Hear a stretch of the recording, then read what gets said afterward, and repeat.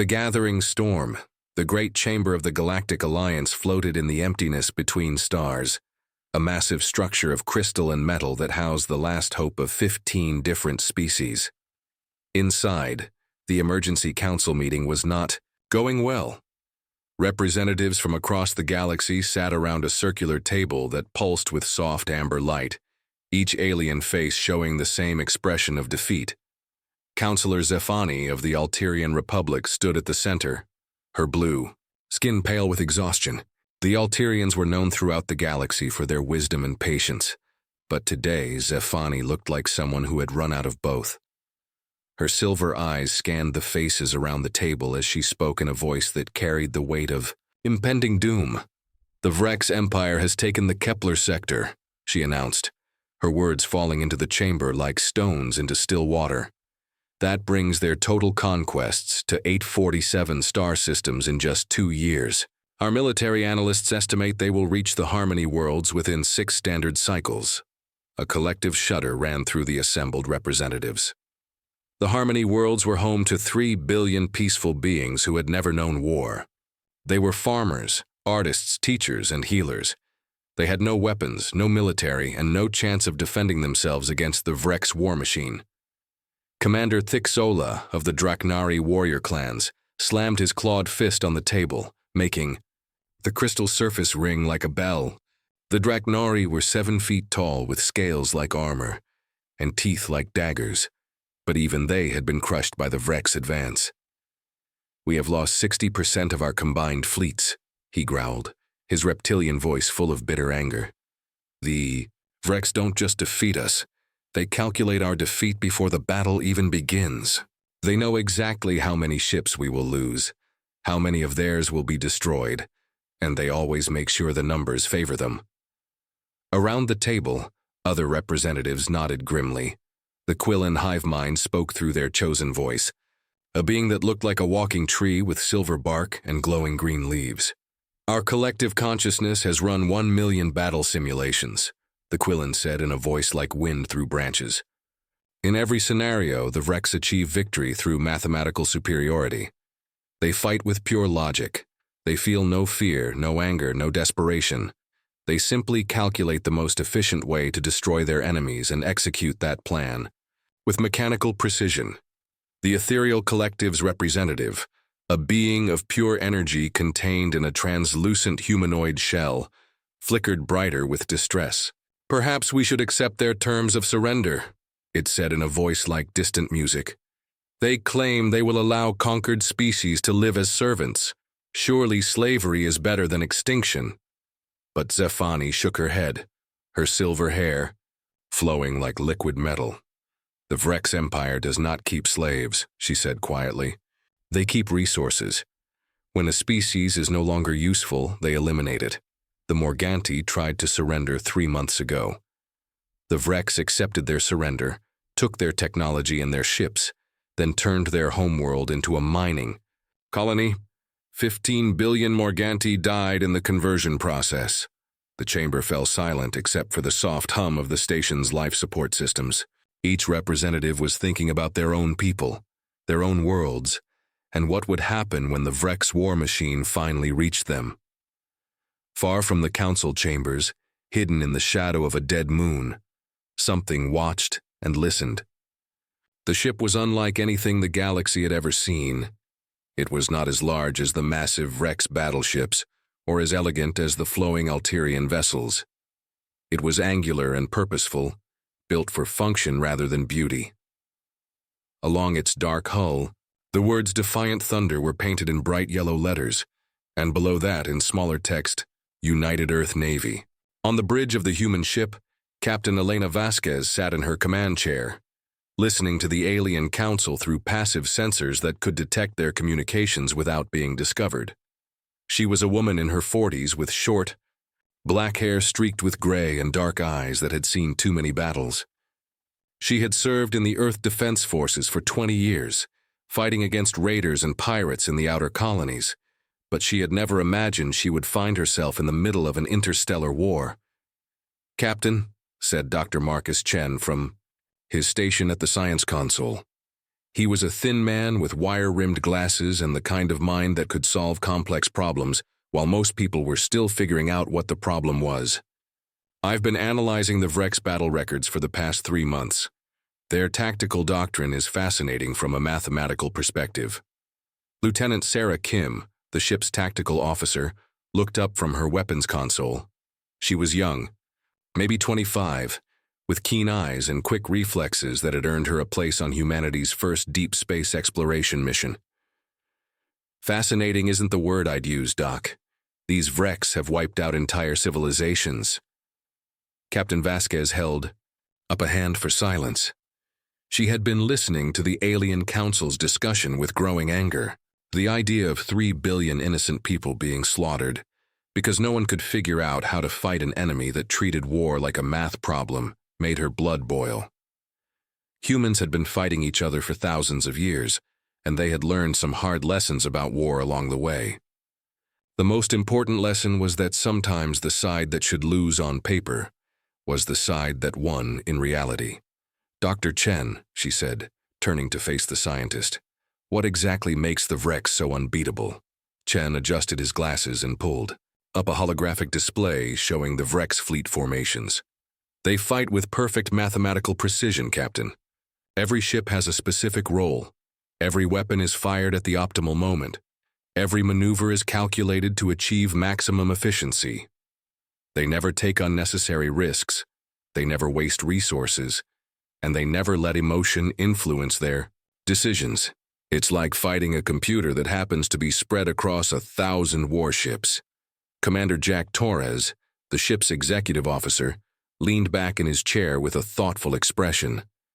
He was a big man with calloused hands and a Texas accent that got stronger when he was thinking hard. "Sounds like they've never fought humans before." The bridge crew exchanged glances. They all knew what Torres meant. Humans had a reputation for being unpredictable, emotional, and completely willing to take risks that any sane species would avoid.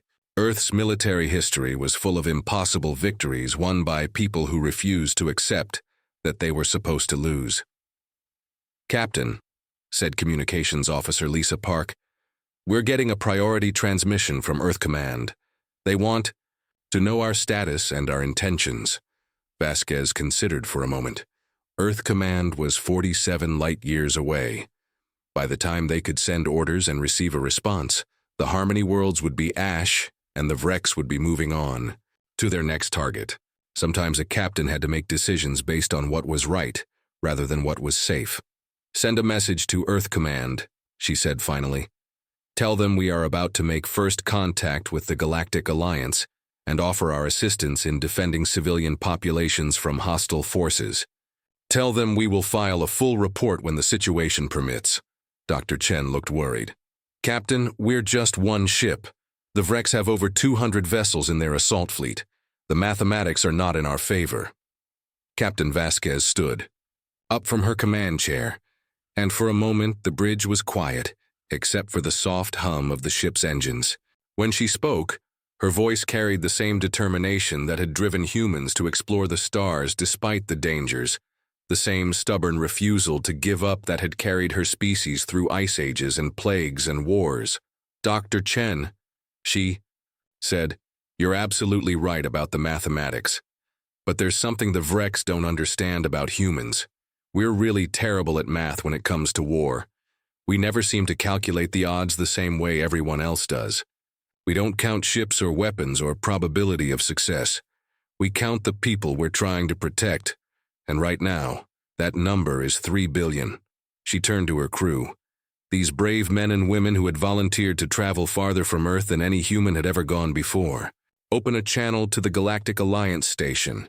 It's time to introduce ourselves." The transmission reached the council chamber just as the representatives were preparing to adjourn in defeat. Zefani was about to call for a final vote on whether to attempt evacuation of the Harmony worlds when her communication console chimed with an incoming message from an unknown source. "Unknown vessel. This is Captain Elena Vasquez of the United Earth Navy ship Defiant Thunder. We have been monitoring your discussion and would like to offer our assistance in defending the Harmony worlds from the Vrex assault fleet." The chamber erupted in surprised voices speaking in a dozen different languages. Zephani called for order, her mind racing. Earth was a planet in the outer rim that most galactic civilizations had never contacted. They were supposed to be a primitive species that had barely achieved faster-than-light travel. "Captain Vasquez," Zephani responded, "we appreciate your offer, but you may not understand the situation. The Vrex Empire has a fleet of over 200 warships crewed by the most efficient military force in the galaxy. How many ships do you command?" There was a pause before the human captain replied, and when she did, there was something in her voice that made the assembled aliens listen more carefully. "Counselor, we have one ship, but we have something the Vrex have never faced before. We have experience fighting enemies who should have been able to defeat us." The human solution. The Vrex assault fleet dropped out of hyperspace at the edge of the Harmony world system, like a swarm of metallic locusts. 200 warships arranged themselves in perfect geometric formations, their dark hulls reflecting the light of the system's twin suns. Each ship was exactly where it was supposed to be. Each weapon was charged to optimal power levels, and each crew member knew their role in the coming destruction. Admiral Korthax stood on the bridge of his flagship, the inevitable conclusion, surveying the tactical displays with satisfaction. The Admiral was 7 feet tall, with gray skin like stone, and 4 arms that moved with mechanical precision. His species, the Vrex, had evolved from insect-like creatures, and they retained the hive mind efficiency that had made them successful. Individual creativity was considered a weakness. Mathematical certainty was their strength. "Status report," Korthax commanded in a voice that sounded like grinding metal. His tactical officer, a smaller Vrex named Sub-Admiral Nexus, consulted the ship's battle computers. "Enemy forces consist of 47 vessels from various Alliance A species. Total firepower approximately 12% of our fleet strength. Estimated battle duration 17 minutes, 43 seconds. Projected Vrex casualties 6 ships, minimal crew losses." Korthax nodded. The numbers were acceptable. The Harmony worlds would be pacified with minimal resource expenditure, and the Alliance would lose another significant portion of their remaining fleet. Perfect efficiency, as always. But as the Vrex fleet began its attack approach, something unexpected appeared on their sensors. A single ship, unlike any design in their databases, materialized between the Alliance forces and the Vrex fleet. It was smaller than most warships, but moved with startling speed and agility. "Identify the unknown vessel," Korthax ordered. Nexus worked at his console, running the ship's configuration through their vast database of galactic military vessels. "No match found in our records, Admiral.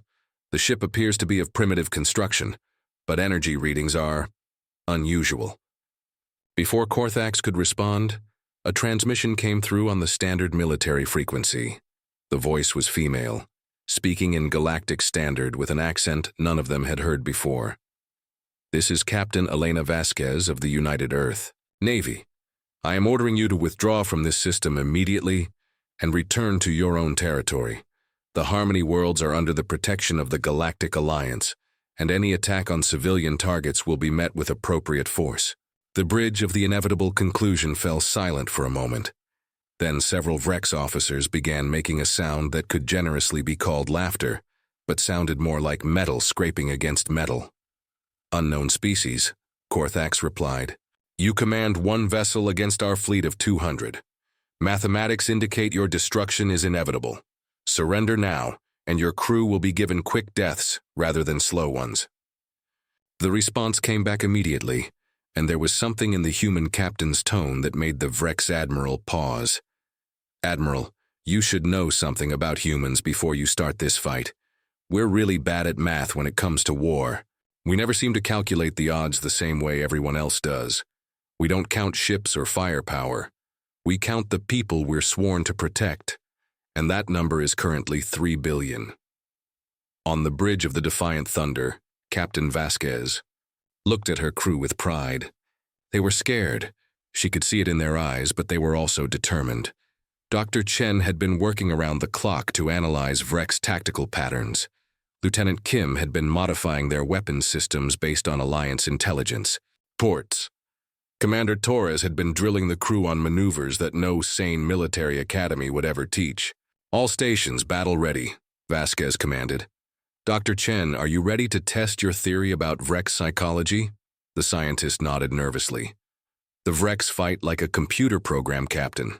They calculate the optimal response to any situation and execute it perfectly. But if we can present them with a situation their algorithms can't calculate, they should experience significant confusion and delay in their response time. Lieutenant Kim, weapons status. All systems armed and ready, Captain. I've loaded the special ammunition packages Dr. Chen designed. And, Captain, I've never fired weapons like these before. I'm not even sure what they'll do. Vasquez smiled grimly. Neither am I, Lieutenant. That's the point.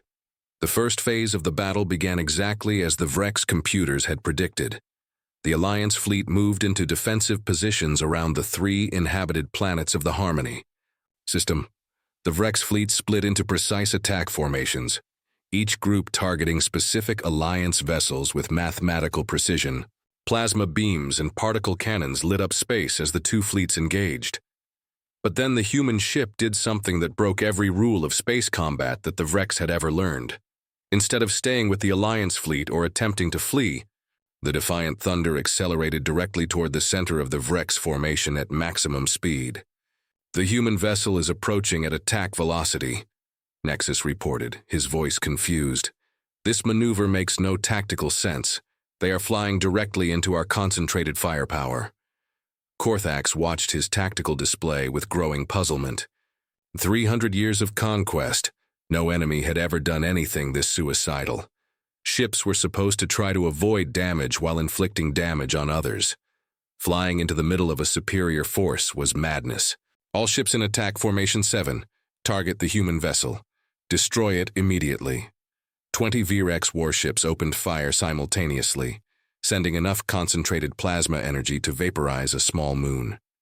The beams converged on the human ship, which was now moving faster than any vessel its size should have been able to manage. But the Defiant Thunder wasn't where the targeting computers said it should be. At the last second, the human ship executed a series of maneuvers that seemed to violate the laws of physics. It rolled, dove, and twisted through space like a living thing rather than a machine. The Vrex weapons fire passed harmlessly through empty space, while the human ship continued its impossible approach. How are they moving like that? Nexus demanded. Our computers cannot predict their flight path. They appear to be making random course corrections. On the human bridge, Commander Torres was piloting the ship with instincts he had learned flying atmospheric fighters in Earth's gravity wells. Just like flying through a thunderstorm, he muttered, throwing the ship into another impossible turn. You don't calculate your way through, you feel your way through. The Defiant Thunder reached the heart of the Vrex formation and began the second phase of Dr. Chen's plan. Instead of firing conventional weapons, the human ship launched a spread of devices that the Vrex sensors couldn't identify. The objects were small, no bigger than fighter craft, but they moved with purpose and intelligence. What are those? Korthax demanded. The answer came a moment later as the human devices activated. They weren't weapons in any traditional sense. They were signal generators, each one broadcasting a different frequency of electromagnetic radiation. Within seconds, the Vrex fleet was surrounded by a cloud of electronic noise that interfered with their targeting computers, their communications, and their coordination systems. For the first time in their history, the Vrex found themselves fighting. Blind. Sensors are compromised, Nexus reported, his voice rising with something that might have been panic. Communications with the fleet are intermittent. Targeting computers are showing multiple false contacts. But the chaos was just beginning. The Alliance fleet, which had been falling back in defeat, suddenly began fighting with a ferocity and unpredictability that matched the humans. The careful formations and mathematical precision that had always given the Vrex their advantage dissolved into a wild melee where instinct and courage mattered more than calculations. Counselor Zephani, watching from the Alliance command ship, found herself laughing with amazement as human tactical advice flowed over the communication channels. Don't try to outcalculate them. Captain Vasquez was saying to the Alliance commanders. Trust your instincts. When you feel like doing something crazy, do it. When you want to take a risk that might not work, take it. Fight like your lives. Depend on it because they do. The Draknari warriors were the first to understand. Commander Thixola led his remaining ships in a charge that ignored every rule of tactical engagement, screaming ancient battle cries as they crashed into the confused Vrex formation. The Quillen Collective began coordinating attacks that seemed random, but struck at exactly the right moments. Even the peaceful Alterians found themselves fighting with an intensity they had never known they possessed. Admiral Korthax watched, his perfect battle plan crumble into chaos. The mathematics no longer worked. His ships were receiving contradictory orders, firing at targets that turned out to be phantoms, and trying to coordinate attacks against enemies who refused to behave logically. All ships, fall back to defensive positions, he ordered. Recalculate attack patterns and await new orders. But the order never reached most of his fleet. The human jamming devices had turned the Vrex advantage into a disadvantage. Their reliance on perfect communication and coordination became a weakness when that communication was disrupted. The battle that should have lasted 17 minutes and 43 seconds continued for over 4 hours. When it finally ended, 63 Vrex ships had been destroyed or disabled, while the Alliance had lost only 12 vessels. More importantly, the Harmony worlds remained free. As the surviving Vrex ships retreated in confusion, Admiral Korthax found himself facing a reality that his species had never contemplated: defeat at the hands of a mathematically inferior enemy. The human ship approached his damaged flagship, and Captain Vasquez's voice came over the communication system one final time. Admiral, this is your second chance. Take your fleet and return to Vrex space. Inform your leadership that the galaxy has new protectors now, and we don't fight the way your computers expect. If you come back, we'll be ready for you. 3 days later, the Vrex Empire sent their first diplomatic envoy to the Galactic Alliance in over 300 years. The age of mathematical warfare was over, and the age of human-led cooperation had begun. The galaxy had learned that sometimes the best equation was the one that couldn't be calculated, and the strongest weapon was the refusal to accept defeat when innocent lives were at stake. In the years that followed, Captain Elena Vasquez would become Admiral Vasquez, the first human to command a multi-species fleet. Dr. Chen would establish the first galactic military academy where young officers from dozens of worlds would learn that courage and creativity could triumph over cold calculation. And the Defiant Thunder would become a legend, the ship that taught the galaxy that mathematics weren't everything, and that sometimes the most important variable in any equation was the human heart.